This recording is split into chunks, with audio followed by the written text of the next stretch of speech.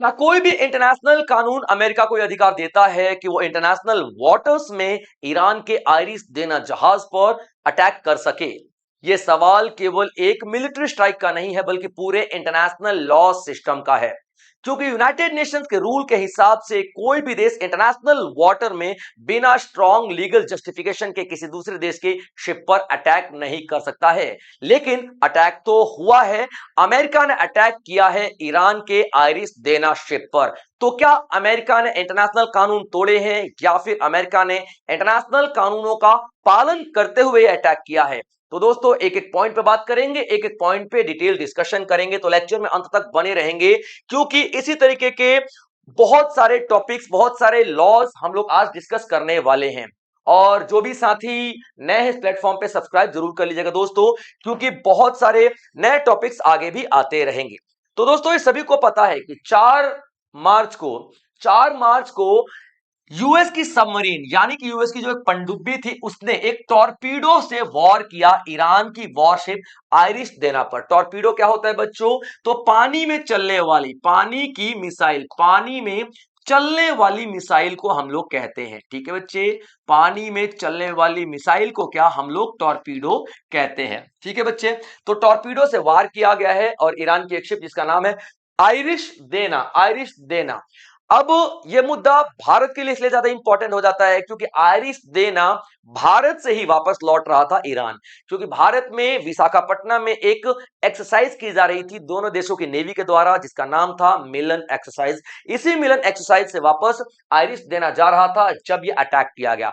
और अटैक कहां पे हुआ है? तो श्रीलंका के कोस्ट से थोड़ी सी दूर पर हुआ है। ठीक है बच्चे, याद रखेगा। तो अब देखना यह है कि क्या ये अटैक वाजिब था, या वाजिब तो खैर नहीं कह सकते, क्योंकि अगर हम मानवीय रूप से देखते हैं, अगर हम इंसानियत के रूप से देखते हैं, तो ये बहुत ही गलत अटैक किया गया था, क्योंकि शिप किसी पे अटैक नहीं कर रही थी। शिप साफ सुथरा अपना एक देश का रास्ता नापे जा रही थी और अपने देश में वापस जा रही थी, लेकिन यहाँ पे उस पर अटैक कर दिया गया और 80 से भी ज्यादा सेलर्स को मार गिराया गया है। अब यूएस जस्टिफाई करने की कोशिश कर रहा है, लेकिन सवाल बहुत गहरे हैं, तो देखते हैं कौन कौन से सवाल हैं। और क्या ये इंसिडेंट इतना ज्यादा इंपॉर्टेंट है? बिल्कुल, ये इंसिडेंट बहुत ज्यादा इंपॉर्टेंट है, क्योंकि इस इंसिडेंट के बाद बहुत सारे सवाल खड़े हो जाते हैं। पहला सवाल ये खड़ा हो जाता है कि क्या कोई वॉरशिप पर अटैक किया जा सकता है इंटरनेशनल वाटर्स में? इसके लिए आपको जरूरत है बच्चे समझने की इंटरनेशनल वाटर्स होते क्या है। देखिए, किसी भी देश, जैसे मान लीजिए मालदीवी है, जैसे मान लीजिए मालदीवी है ना, मालदीव का देश है, तो इसके ये 12 नॉटिकल माइल तक, 12 नॉटिकल माइल तक, कितना? 12 नॉटिकल माइल तक ये इसी का देश है। इसको टेरिटोरियल लैंड कहते हैं, यानी इसका खुद का, निजी, मेरा है, मेरा है। ठीक है, उसके बाद यहां से अगर हम देखें तो 200 नॉटिकल माइल तक, 200 नॉटिकल माइल तक हम लोग कहते हैं एक्सक्लूसिव इकोनॉमिक जोन, यानी कि इसके बीच में, इस एरिया में जितना भी रिसोर्सेज होंगे वो मालदीव के होंगे। तो याद रखना, हमारे देश की बाउंड्री से 12 नॉटिकल माइल तक हमारा वो एरिया बनता है जिन पे हमारा पूर्ण अधिकार है, जो हमारा खुद का बाउंड्री है। इसके अंदर किसी देश की शिप आती है, नेवल शिप आती है, तो डेफिनेटली हम उसको थ्रेट समझेंगे, खतरा समझेंगे। और 200 नॉटिकल माइल तक जितने रिसोर्सेज है वो हमारे हैं, तो ये बताता है। और 200 नॉटिकल माइल के आगे जो आता है वो इंटरनेशनल बाउंड्री होती है, यानी कि उस पर किसी भी देश का कोई भी कंट्रोल नहीं चलता है। ठीक है बच्चे, तो अब यहां पे देखोगे कि इंटरनेशनल वाटर में क्या किसी की शिप पे अटैक किया जा सकता है, या फिर इंटरनेशनल मैरीटाइम लॉ अलाउ करता है इस तरीके के अटैक को? क्या ये अटैक सेल्फ डिफेंस के लिए किया गया था, या फिर ये कोई इलीगल एग्रेशन था, यानी कि खुद को बचाने के लिए मारा गया था, या फिर यूं ही मूड में आया मार दिया, कुछ इलीगल? और सबसे बड़ा सवाल तो ये है कि इंडियन ओशन यानी कि हिंद महासागर में एक सिक्योरिटी का कंसर्न उठ गया है कि हिंद महासागर में आने वाले शिप्स पे क्या वास्तव में, क्या वाकई में सुरक्षा है या नहीं है। तो आप देखोगे कि बहुत बड़ा इंडियन ओशन के सिक्योरिटी पर सवाल खड़ा हो चुका है। ठीक है बच्चे, चलिए आगे देख लेते हैं। ये जो टॉर्पीडो से वॉर किया गया, इसके बारे में थोड़ी सी बातचीत कर लेते हैं। ये जो टॉर्पीडो है, इसका नाम क्या है? Mark 48 torpedo. 1700 केजी इसका वजन है। 1972 में इसको बनाया गया था यूएस आर्मी के द्वारा। और ये किस तरीके से वॉर करता है, तो अंडर वाटर एक्सप्लोजन रिप्स करता है, यानी कि ये जहाज है ना, जहाज के नीचे से वॉर करेगा और जहाज दो टुकड़ों में भी टूट सकता है, इतना ज्यादा तेज वॉर करेगा। ठीक है बच्चे, याद रखना। अब जैसे कि मैं आपको बता चुका हूं क्या होता है, तो भारत की बात करते हो तो ये दिखाई दे रहा है 12 नॉटिकल माइल, तो यहां तक क्या है, भारत का पूरा एरिया, इंडियन टेरिटोरियल साइड। और ये जो दिखाई दे रहा है, ठीक है, ये 200 नॉटिकल माइल का पूरा एरिया हमारा दिखाई दे रहा है। और इसके बाहर आता है श्रीलंका, और श्रीलंका के यहां पर ही अटैक हुआ है, गेले गेले जो है यहीं पर ही अटैक हुआ है। तो श्रीलंका का भी अधिकार नहीं था, इसीलिए तो वो इंटरनेशनल वाटर था। लेकिन हाँ, नो डाउट सुबह 7 बजे के आसपास श्रीलंका की नेवी गई है, उसने मदद पहुंचाने की बहुत पूरी कोशिश किया है। यानी कि एक देखो मानवीय व्यवहार तो यहां पर दिखाया गया है। ठीक है बच्चे, तो अब क्या देखेंगे कि ये आइरिस आइनी जो आइरिस देना है, आइरिस देना इस तरफ जा रही थी, इस तरफ जा रही थी, और यहां पर अटैक हुआ है। अब एक और चीज देख लेते हैं, ये इतना ज्यादा अटैक चर्चा में क्यों है, क्योंकि इस तरीके के अटैक होते नहीं है आमतौर पे, जब जब भी हुए हैं पूरी दुनिया में, पूरे ग्लोबल मीडिया में चर्चा का विषय बने हैं। जैसा कि 1971 में एक आईएनएस खुखरी थी, भारत की इंडियन नेवल शिप थी खुखरी, उस पे पाकिस्तानी नेवी ने अटैक कर दिया था और हमारे 176 जवान शहीद हो चुके थे। उसके बाद देखोगे आरा जनरल बेलग्रेडो, ठीक है, ये यूके की शिप थी जिसने अर्जेंटीना के शिप पे अटैक कर दिया था। मार्च 2010 में देखोगे साउथ कोरियन शिप पे नॉर्थ कोरिया ने अटैक कर दिया था, टॉर्पीडो अटैक कर दिया था। तो इस तरीके के जो अटैक देखोगे ना, बहुत ही रेयर केस होते हैं। तो अब ये तीन ही मैंने आपको बताया और ये चौथा वाला अटैक। तो अभी तक आप देखोगे जब से तकरीबन मॉडर्न एरा शुरू हुआ है, चौथा अटैक ही देखने के लिए मिलेगा।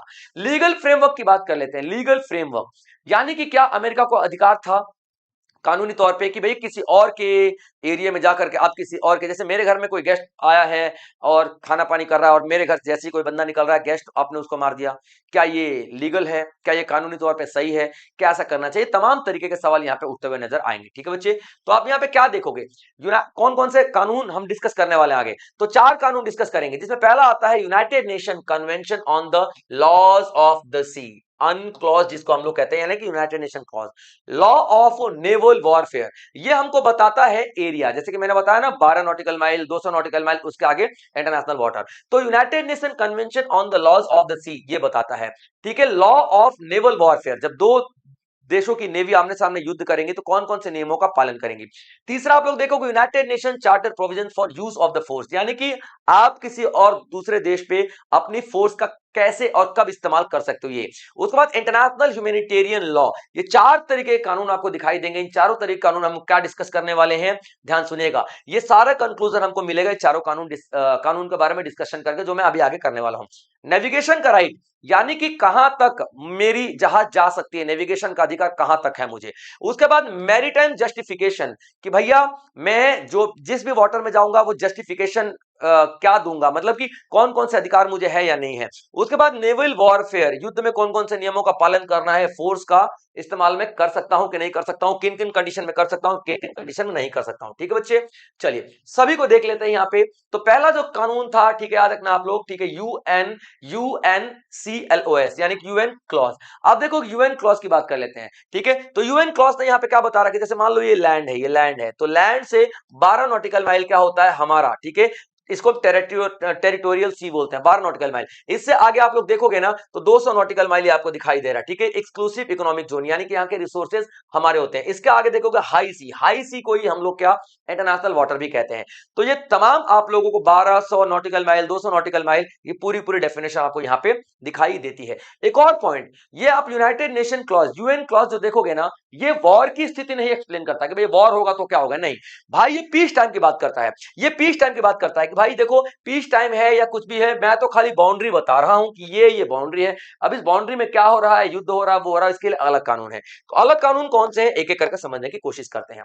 Was the Iranian worship a legal target, क्या ईरान की वॉरशिप पे टारगेट किया गया था, वो लीगल टारगेट था, क्या वो कानूनी रूप से किया गया था। तो देखिए बच्चों, under the law of naval warfare, मैंने बताया दूसरा कानून क्या था, नेवल वॉरफेयर, इसमें साफ कहा गया है कि enemy warship are legitimate military target, यानी कि दो शिप्स हैं नेवी की और दोनों दुश्मन हैं और युद्ध की स्थिति चल रही है, दोनों में युद्ध चल रहा है ऑलरेडी, तो एक दूसरे को टारगेट किया जा सकता है। तो यहां पे आप क्या देखोगे, टारगेट को भैया ठीक है लेजिटिमेट तो किया जा रहा है और किया भी जाएगा, नो डाउट। यहां पे आप देखोगे कि दोनों एक दूसरे को मार सकती है, तो जैसे ईरान और यूएसए में डेफिनेटली चल ही रहा है वॉर, है ना, तो दोनों एक दूसरे को टारगेट कर सकते हैं। तो यूएस ने यहां पे टारगेट किया है तो कोई भी कानून नहीं तोड़ा है, ऐसा यहां पर कहा जा रहा है। लेकिन ये सिर्फ एक पक्ष है, लेकिन ये सिर्फ एक पक्ष है, और भी बहुत सारे पक्ष में आगे आप लोगों को बताऊंगा, ठीक है।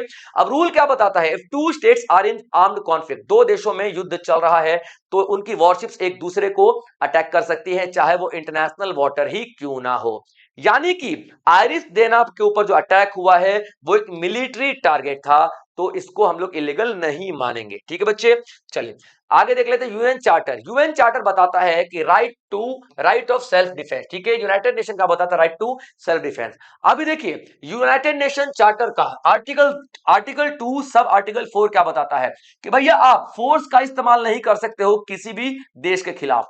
एट द सेम टाइम देखिए अमेरिका ने फोर्स का इस्तेमाल किया, आप नहीं कर सकते हो, कहां बताया जा रहा, आर्टिकल 2 का सब आर्टिकल 4। लेकिन at the same time article 51 क्या बता रहा है, अगर बात सेल्फ डिफेंस की हो तो आप अटैक कर भी सकते हो। यानी कि एक तरीके से रोका जा रहा है और दूसरी तरफ से अमेरिका यहां पे बोल सकता मुझे तो इससे खतरा था, तो अमेरिका यहां से निकल भी गया, अमेरिका यहां पे फंस भी गया, अमेरिका यहां पे फंस भी गया, अमेरिका यहां पे निकल भी गया। ये अभी ऊपर नीचे चल रहा है, डिबेट चल रही है, बड़े बड़े एक्सपर्ट्स यहां पे लगे हुए हैं अपना अपना ओपिनियन देने में, देखते हैं आगे फ्यूचर में क्या होता है। बट फिलहाल आप लोग यहां पे क्या देखोगे बच्चे, आर्टिकल 51 अलाउ कर रहा है सेल्फ डिफेंस, क्लियर पॉइंट बच्चे याद रखना। तो दो कंडीशन है, अगर तो सेल्फ डिफेंस प्रूफ हो जाता है यूएस आर्मी के द्वारा तो ये माना जाएगा कि नहीं नहीं भाई इन्होंने कानून नहीं तोड़ा है, इंटरनेशनल लॉ नहीं तोड़ा है। अगर सेल्फ डिफेंस नहीं प्रूफ होता है तो जाहिर सी बात है इन्होंने कानून तोड़ा है, ठीक है, ऐसा पॉइंट उठेगा। चलिए एक्सपर्ट का डिबेट क्या है, एक्सपर्ट का डिबेट जैसे कि मैं आप लोगों को बता ही चुका हूं, एक ओपिनियन बताता है कि पॉसिबल लीगल जस्टिफिकेशन कि भैया इन्होंने जस्टिफाई किया है कानूनी तौर पे, बिल्कुल सही किया उन्होंने। क्यों, क्योंकि यहां पे ईरान से थ्रेट था तो इनको, यानी ईरान से इनको नुकसान था। तो अब यहां पे आप क्या देख रहे हो, ठीक है, कि जो यूएस और ईरान के बीच में चल रहा है, तो अमेरिका बोलेगा ना यार कि ये जितने सैनिक जा रहे थे तैयारी करते हमारे ऊपर अटैक करने का, तो यहां पे क्या बोल रहे हो, पॉसिबल लीगल जस्टिफिकेशन है, ठीक है। अगर स्ट्राइक क्वालिफाइज प्रिवेंटिव और डिफेंसिव एक्शन, यानी कि अगर ये प्रूफ कर देता है अमेरिका कि भैया वो सेल्फ डिफेंस में किया गया था आर्टिकल 51 के तहत, जैसा कि मैंने आपको पीछे बताया, तो ये जस्टिफाई हो जाएगा कि ठीक है उन्होंने गलत नहीं किया। और अगर नहीं कर पाता है तो डेफिनेटली भैया आपने गलत किया है। लेकिन दूसरा कह रहा है नहीं नहीं इंटरनेशनल कानून पे, कानून को तोड़ा है अमेरिका ने, कैसे तोड़ा है, The warship was reportedly on peaceful passage. War no doubt war पे हथियार रखे थे क्योंकि वो आपका एक नेवी एक्सरसाइज करके जा रही थी, लेकिन एक पॉइंट ये भी तो है वो पीसफुली जा रहा था, कहीं आप पे अटैक नहीं कर रहा था और ना ही कहीं आप पे उसने एक तिनका तक नहीं फेंका था, वो पीसफुली जा रहा था, पीसफुल पैसेज से जा रहा था, वो वॉर जोन से भी नहीं जा रहा था, आप उस पर अटैक नहीं कर सकते हो। क्लियर पॉइंट बच्चों याद रखना, ये वॉर जोन से भी नहीं जा रहा था तो आप उस पर अटैक नहीं कर सकते हो। इसका मतलब ये है कि आपने भाई साहब अनलॉफुल यूज ऑफ फोर्स किया है, यानी कि अपने शक्तियों का दुरुपयोग किया है। ये दोनों ही पॉइंट आप लोगों को यहां पर देखने के लिए मिलेंगे। यानी कि डिबेट जो है वो ये बता रही है कि अभी दो व्यूज बने हुए हैं, यूएसए के अगेंस्ट में और यूएसए के फेवर में। अब देखना ये आगे चल के कि कौन से व्यूज को ज्यादा समर्थन मिलता है।